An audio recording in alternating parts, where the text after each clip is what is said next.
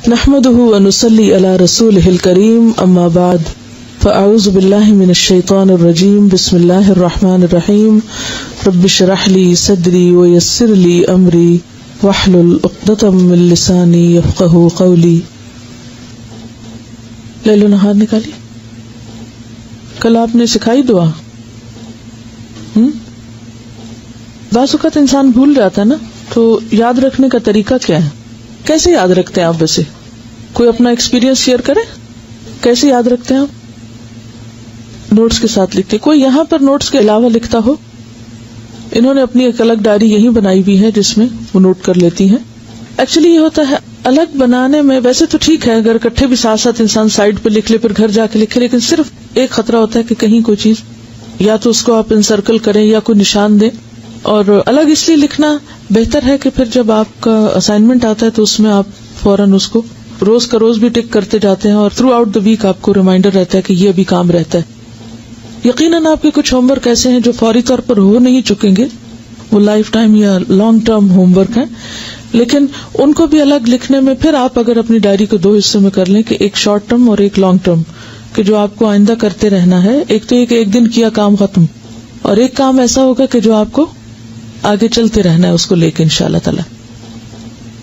چونکہ ایک home work ایک جو ساتھ ساتھ چلے گا, پیاروں کو ساتھ لے کے چلنا ہے, تو اس میں کچھ چیزیں تو میں آپ کو کہتی ہوں کہ یہ آپ شیئر کریں, اور کچھ یہ کہ آپ خود سے بھی کر سکتے ہیں. کوئی ریسٹرکٹ نہیں کیا گیا آپ کو کہ صرف آپ وہی کریں جو میں آپ سے کہتی ہوں. جو بھی چیز آپ کو اچھی لگے یا آپ کے گھر کے یا حالات اور ماحول کے مطابق آپ مناسب سمجھے اس کو بھی آپ شیئر کریں. تو یاد ہو گئی تھی بچوں کو یا کسی کو بھی؟ ایک بڑے بچے بھی ہوتے ہیں گھر میں, ان کو بھی یاد کرا سکتے ہیں, ان کا بھی خیال رکھا کریں.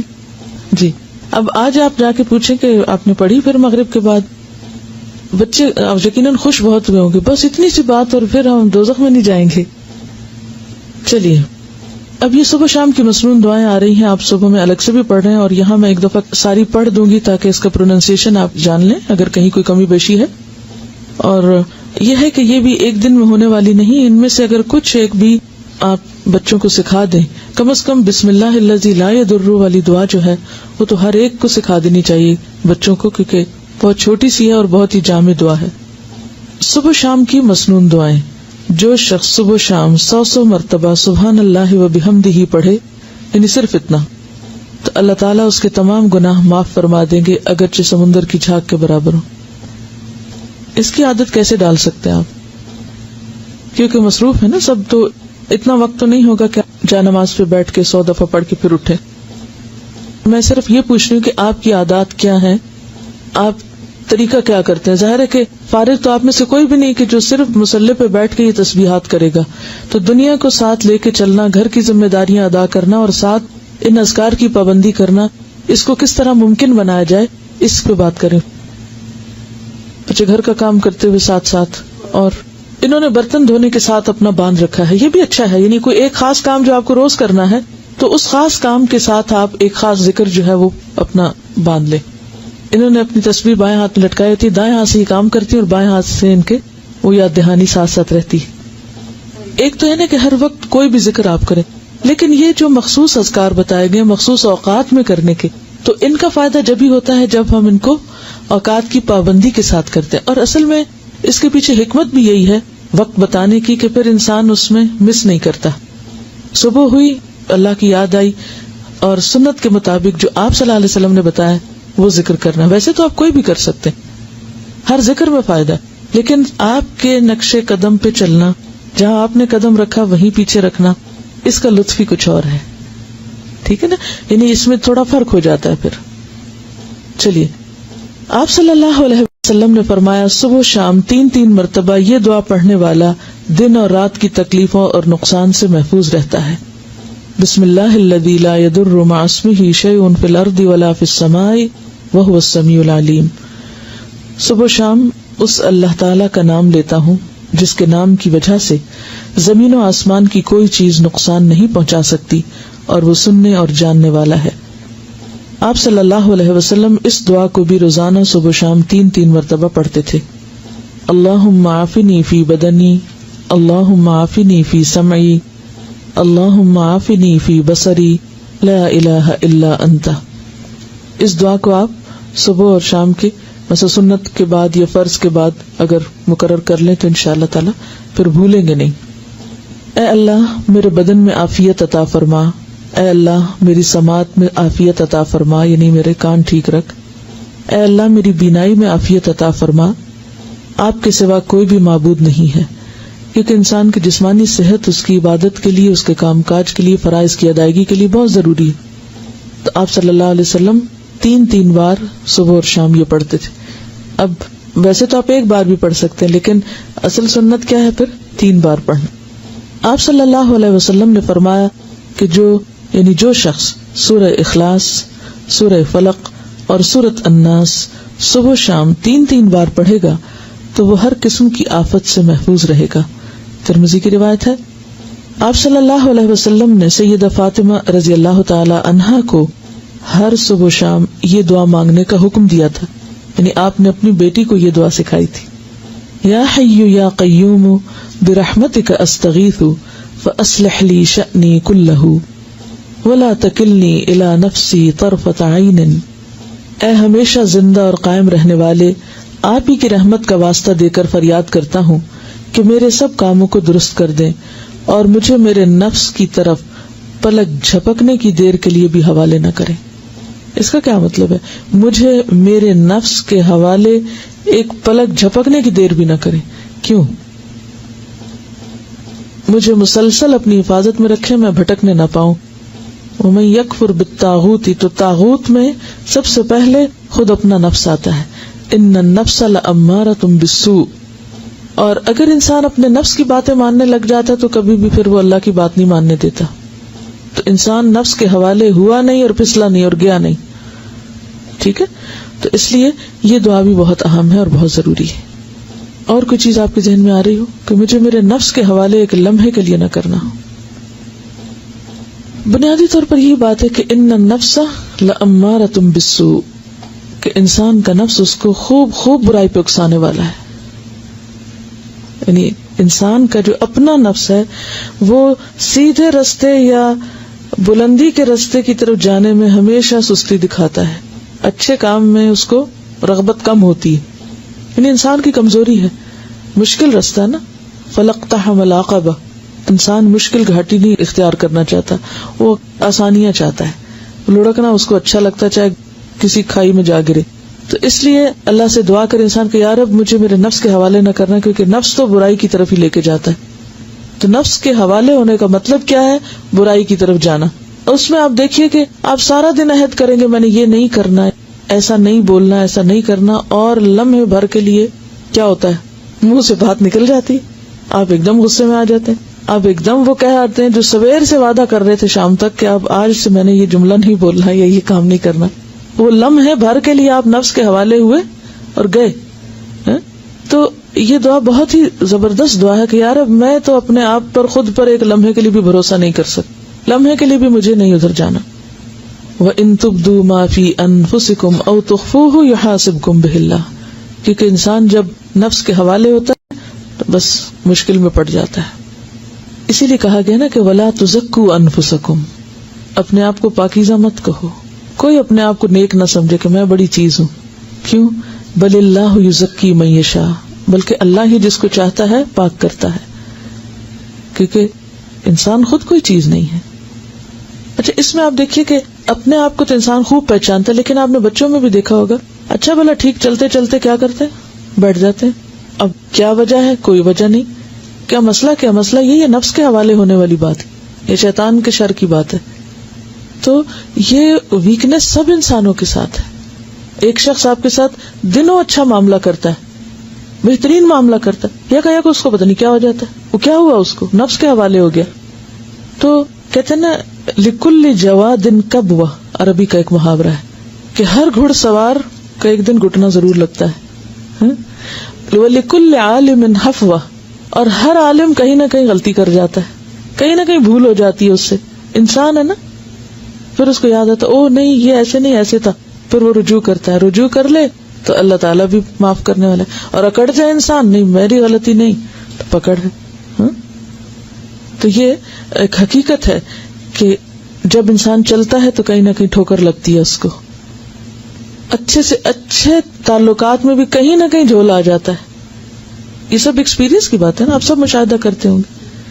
ایسا کیوں ہوتا ہے؟ کیونکہ ہمارے ساتھ نفس بھی ہے, شیطان بھی ہے.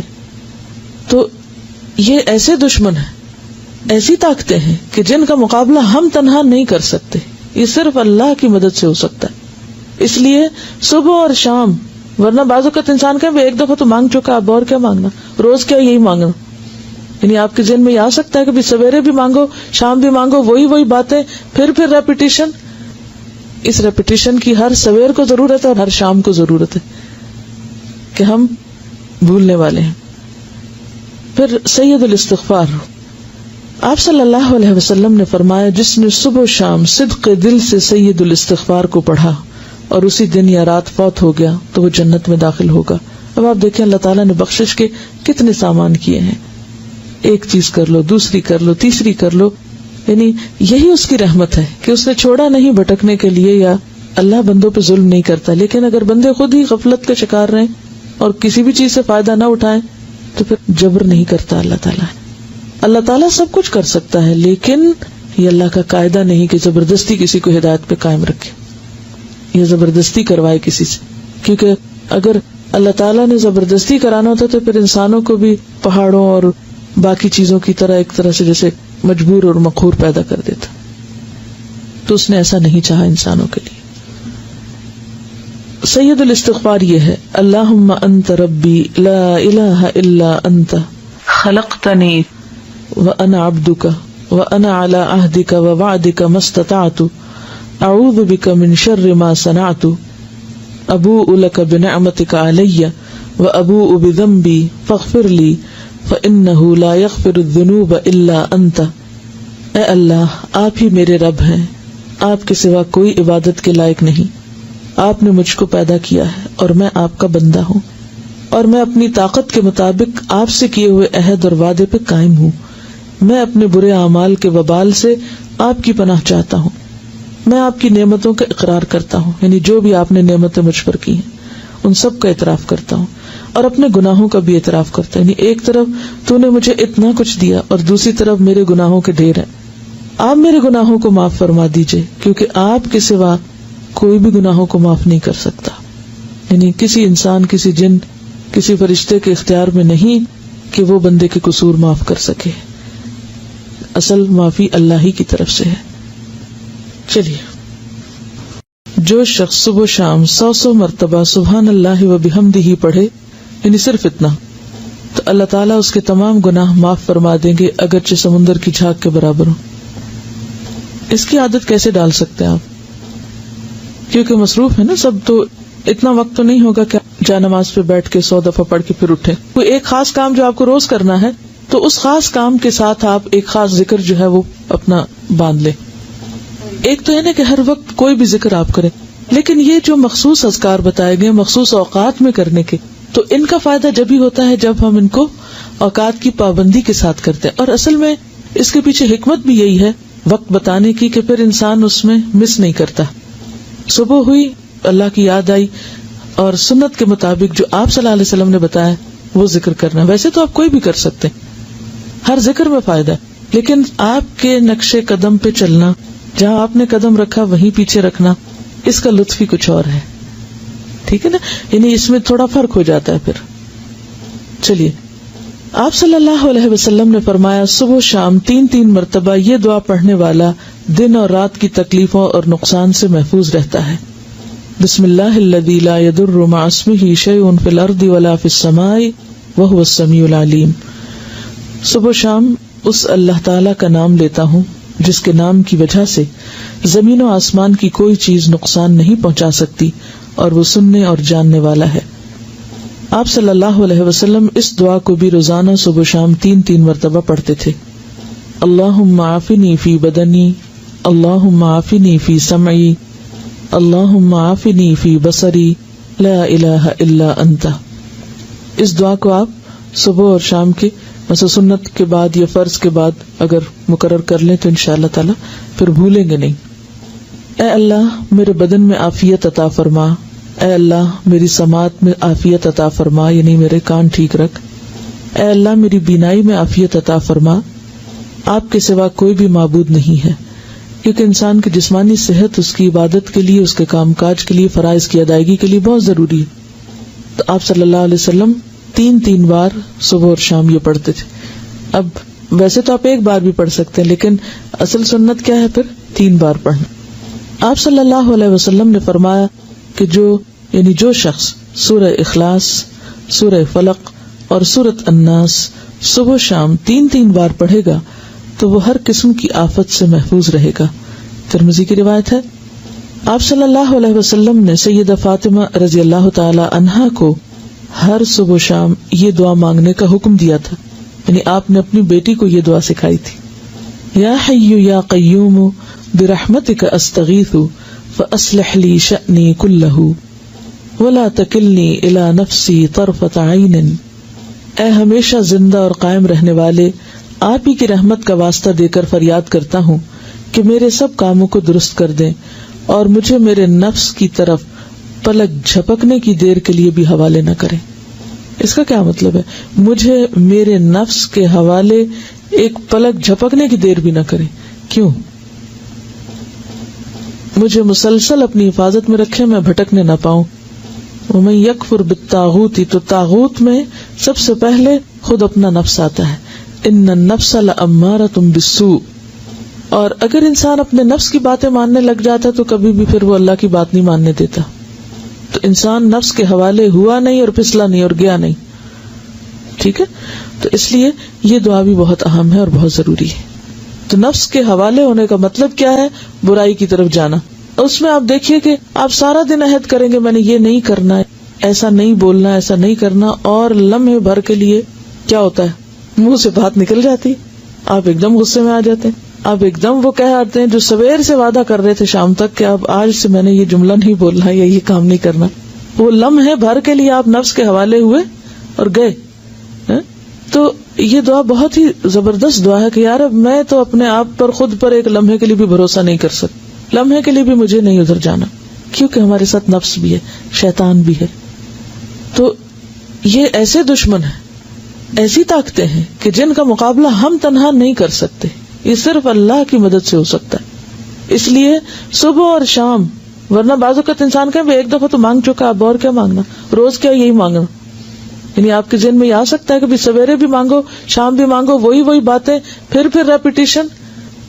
اس ریپیٹیشن کی ہر سویر کو ضرورت ہے اور ہر شام کو ضرورت ہے کہ ہم بھولنے والے ہیں۔ پھر سید الاستغفار، آپ صلی اللہ علیہ وسلم نے فرمایا جس نے صبح و شام صدق دل سے سید الاستغفار کو پڑھا اور اسی دن یا رات فوت ہو گیا تو وہ جنت میں داخل ہوگا۔ اب آپ دیکھیں اللہ تعالیٰ نے بخشش کے کتنے سامان کیے ہیں، ایک چیز کر لو، دوسری کر لو، تیسری کر لو، یعنی یہی اس کی رحمت ہے کہ اس نے چھوڑا نہیں بھٹکنے کے لیے، یا اللہ بندوں پہ ظلم نہیں کرتا، لیکن اگر بندے خود ہی غفلت کا شکار رہیں اور کسی بھی چیز سے فائدہ نہ اٹھائیں تو پھر جبر نہیں کرتا اللہ تعالیٰ۔ سید الاستغفار یہ ہے، اللہم انت ربی لا الہ الا انت خلقتنی وانا عبدک وانا علی عہدک ووعدک ما استطعت اعوذ بک من شر ما صنعت ابوء لک بنعمتک علی وابوء بذنبی فاغفر لی فانہ لا یغفر الذنوب الا انت۔ اے اللہ، آپ ہی میرے رب ہیں، آپ کے سوا کوئی عبادت کے لائق نہیں، آپ نے مجھ کو پیدا کیا ہے اور میں آپ کا بندہ ہوں، اور میں اپنی طاقت کے مطابق آپ سے کیے ہوئے عہد اور وعدے پہ قائم ہوں۔ میں اپنے برے اعمال کے وبال سے آپ کی پناہ چاہتا ہوں، میں آپ کی نعمتوں کا اقرار کرتا ہوں، یعنی جو بھی آپ نے نعمتیں مجھ پر کی ہیں ان سب کا اعتراف کرتا ہوں۔ ابن عباس کہتے ہیں میں نبی صلی اللہ علیہ وسلم کی نماز کے مکمل ہونے کو تکبیر کی وجہ سے سمجھ جاتا تھا، یعنی سلام پھیرنے کے بعد آپ اللہ اکبر کہتے۔ نمبر 2، 3 بار استغفر اللہ کہنا، میں اللہ سے بخشش مانگتا ہوں۔ صبان کہتے ہیں کہ رسول اللہ صلی اللہ علیہ وسلم جب اپنی نماز سے فارغ ہوتے تھے تو 3 مرتبہ استغفار فرماتے۔ ولید کہتے ہیں کہ میں نے اوزائی سے پوچھا آپ استغفار کس طرح فرمایا کرتے تھے، تو انہوں نے کہا آپ اس طرح فرماتے استغفر اللہ استغفر اللہ استغفر اللہ۔ اس کی کیا حکمت ہے نماز کے بعد استغفار کرنے کی؟ استغفار کا مطلب ہے بخشش مانگنا، یعنی اگر کوئی ہم سے غلطی ہو گئی ہے، بھول چوک ہو گئی ہے تو اللہ تعالیٰ اس کو معاف کر دینا اور ہماری نماز قبول کر لینا غلطی معاف کر کے۔ نمبر 3، اللہم انت السلام ومنک السلام تبارکت ذی الجلال والاکرام۔ اس کے بعد تسبیحات 33 بار سبحان اللہ، 33 بار الحمدللہ، 33 بار اللہ اکبر، اور 100 پورا کرنے کے لیے لا الہ الا اللہ وحدہ لا شریک لہ لہ الملک و لہ الحمد وہو علی کل شیء قدیر۔ ابو ہریرہ رضی اللہ عنہ سے روایت ہے کہ جس نے ہر نماز کے بعد 33 مرتبہ سبحان اللہ، 33 مرتبہ الحمدللہ اور 33 مرتبہ اللہ اکبر کہا تو یہ 99 کلمات ہو گئے، اور 100 کا عدد پورا کرنے کے لیے لا الہ الا اللہ وحدہ لا شریک لہ لہ الملک و لہ الحمد وہو علی کل شیء قدیر کہہ لیا تو اس کے سارے گناہ معاف کر دیے جائیں گے، اگرچہ وہ سمندر کی جھاگ برابر ہوں۔ 1.5 منٹ لگتا ہے، 1.25 منٹ لگتے ہیں جس میں آپ یہ سارا عمل کر سکتے ہیں، اور اللہ سبحانہ و تعالیٰ کو وہ عمل زیادہ پسند ہے جو روزانہ کیا جائے، ادومہا، دوام سے کیا جائے، اللہ کہ کوئی مجبوری ہو۔ اس میں آپ دیکھیے نماز پڑھ لی آپ نے 10 منٹ میں، فرض پڑھ لیے تو یہ 2 منٹ میں کیا مشکل ہے، 2 سے بھی کم منٹ لگتے ہیں۔ بعض روایات میں اللہ اکبر 34 بار پڑھنے کا بھی آتا ہے۔ یہ تسبیحات 10 دفعہ بھی پڑھی جا سکتی ہیں۔ عبداللہ ابن عمر سے مروی ہے کہ نبی صلی اللہ علیہ وسلم نے فرمایا 2 خصلتیں یا 2 عادتیں ایسی ہیں کہ اگر کوئی مسلمان بندہ ان کی پابندی کر لے تو جنت میں داخل ہوگا۔ پابندی اور وہ بہت آسان ہے مگر ان پر عمل کرنے والے بہت کم ہیں۔ ایک یہ ہے کہ ہر نماز کے بعد 10 مرتبہ سبحان اللہ، 10 مرتبہ الحمدللہ اور 10 مرتبہ اللہ اکبر کہے تو زبان کی ادائیگی کے اعتبار سے 150 بار ہے، یعنی ساری نمازوں میں، مجموعی طور پر 5 نمازوں کے بعد، اور ترازو میں 1500 ہوں گے۔ اور جب سونے کے لیے اپنے بستر پر آئے تو 34 بار اللہ اکبر، 33 بار الحمدللہ اور 33 بار سبحان اللہ کہے۔ زبان کی ادائیگی کے اعتبار سے تو یہ 100 ہے مگر میزان میں یہ تسبیحات 1000 ہوں گی۔ رات کو جو سوتے ہوئے پڑھے جاتے تسبیحات فاطمہ، سب تھکاوٹ اتارنے کے لیے۔ یقیناً میں نے رسول اللہ صلی اللہ علیہ وسلم کو دیکھا، آپ انہیں اپنے ہاتھ سے شمار کرتے تھے۔ صحابہ نے پوچھا اللہ کے رسول یہ کیسے ہے کہ یہ آسان عمل ہے مگر ان پر عمل کرنے والے تھوڑے ہیں؟ آپ نے فرمایا سوتے وقت میں کسی کے پاس شیطان آ جاتا ہے اور پہلے اس سے کہ وہ تسبیح پوری کرے وہ اسے سلا دیتا ہے، اور اسی طرح اس کی نماز میں شیطان آ جاتا ہے اور یہ تسبیحات پڑھنے سے پہلے ہی کوئی کام یاد دلا دیتا ہے۔ 25 بار تسبیحات پڑھنا یعنی یہ بھی جائز ہے، ٹھیک ہے۔ آیت الکرسی جنت میں جانے کا راستہ۔ رسول اللہ صلی اللہ علیہ وسلم نے فرمایا جو شخص ہر فرض نماز کے بعد آیت الکرسی پڑھے اس کو موت کے علاوہ کوئی چیز جنت میں جانے سے نہیں روک سکتی۔ سبحان اللہ۔ یعنی نماز پڑھی اور نماز کے بعد آیت الکرسی پڑھ کے آپ دیکھیے کتنی دیر لگتی ہے، شاید ہارڈلی منٹ بھی نہ لگتا ہو، اور یہ سب سے افضل آیت ہے۔ اس کے پڑھنے سے ایک محافظ آ جاتا ہے اور شیطان قریب بھی نہیں پٹکتا، جنات سے بچانے والی آیت ہے یہ۔ وہ آیت جو سورۃ البقرہ میں ہے، اسے کوئی شام کو پڑھے گا تو صبح تک پناہ میں رہے گا، اور جو صبح پڑھے گا شام تک ہم سے پناہ میں رہے گا، یعنی جنات سے۔ معوذات، سورۃ الاخلاص، سورۃ الفلق، سورۃ الناس، یہ بھی ایک بار پڑھنا ہوتی ہے نماز کے اذکار میں۔ عقبہ بن عامر کہتے ہیں کہ رسول اللہ صلی اللہ علیہ وسلم نے مجھے حکم دیا تھا کہ میں ہر نماز کے بعد معوذات پڑھا کروں۔ ربی اعنی علی ذکرک و شکرک و حسن عبادتک۔ معاذ بن جبل کہتے ہیں کہ رسول اللہ صلی اللہ علیہ وسلم نے میرا ہاتھ پکڑا اور فرمایا میں تم سے محبت رکھتا ہوں اے معاذ۔ میں نے عرض کیا میں بھی آپ سے محبت کرتا ہوں یا رسول اللہ۔ تو رسول اللہ صلی اللہ علیہ وسلم نے فرمایا تم پابندی سے ہر نماز میں یہ دعا مانگا کرو، ربی اعنی علی ذکرک و شکرک و حسن عبادتک۔ اور آپ نے یہ ان کو وصیت کی تھی کہ کبھی نہ چھوڑنا اس کو۔ لا الہ الا اللہ وحدہ لا شریک لہ لہ الملک و لہ الحمد وہو علی کل شیء قدیر 3 بار۔ لا الہ الا اللہ وحدہ لا شریک لہ لہ الملک ولہ الحمد وہو علی کل شیء قدیر اللہم لا مانع لما اعطیت ولا معطی لما منعت ولا ينفع ذا الجد. ایک روایت میں منک الجد بھی آتا ہے، یہ اگلی روایت ہے، ولا ينفع ذا الجد منک الجد. لا الہ الا اللہ وحدہ لا شریک لہ لہ الملک ولہ الحمد یحیی ویمیت وہو حی لا یموت بیدہ الخیر وہو علی کل شیء قدیر. یہ دعا اور کس موقع پہ پڑھی جاتی؟ بازار جاتے ہوئے. کئی لاکھ نیکیوں کا ثواب ہے جو بازار میں یہ دعا پڑھ لے. اللہم لا مانع لما اعطیت ولا معطی لما منعت ولا ينفع ذا الجد منک الجد. 3 بار پڑھنا، ٹھیک ہے؟ یعنی لا الہ الا اللہ وحدہ 3 بار اور پھر اللہم لا مانع. لا الہ الا اللہ وحدہ لا شریک لہ لہ الملک ولہ الحمد وہو علی کل شیء قدیر لا حول ولا قوة الا باللہ لا الہ الا اللہ ولا نعبد الا ایاہ لہ النعمۃ ولہ الفضل ولہ الثناء الحسن لا الہ الا اللہ مخلصین لہ الدین ولو کرہ الکافرون. رب قنی عذابک یوم تبعث عبادک. اے رب مجھے اس دن کے عذاب سے بچانا جس دن تو اپنے بندوں کو اٹھائے گا. پھر ہے اللہم انی اعوذ بک من الکفر والفقر وعذاب القبر. کفر، فقر اور عذاب قبر سے تیری پناہ میں آتا ہوں اے اللہ. پھر اللہم اغفر لی ما قدمت وما اخرت وما اسررت وما اعلنت وما اسرفت وما انت اعلم به منی انت المقدم وانت المؤخر لا الہ الا انت. یہ اگلے پچھلے ظاہری باطنی سب گناہوں کی معافی کا اعلان ہے اس میں. سبحانک اللہم وبحمدک استغفرک واتوب الیک. اچھے عمل پہ مہر لگانے والے کلمات ہیں یہ. یعنی جو شخص کسی مجلس میں بیٹھے پھر اس سے کچھ غلط سلط باتیں ہو جائیں تو جب یہ کلمات آخر میں پڑھے گا تو وہ معاف ہو جائیں گے، کفارہ ہو جائے گی اس مجلس کا. رب اغفر لی وتب علی انک انت التواب الغفور.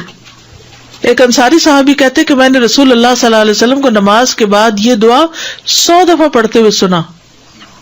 رب اغفر لی وتب علی انک انت التواب الغفور.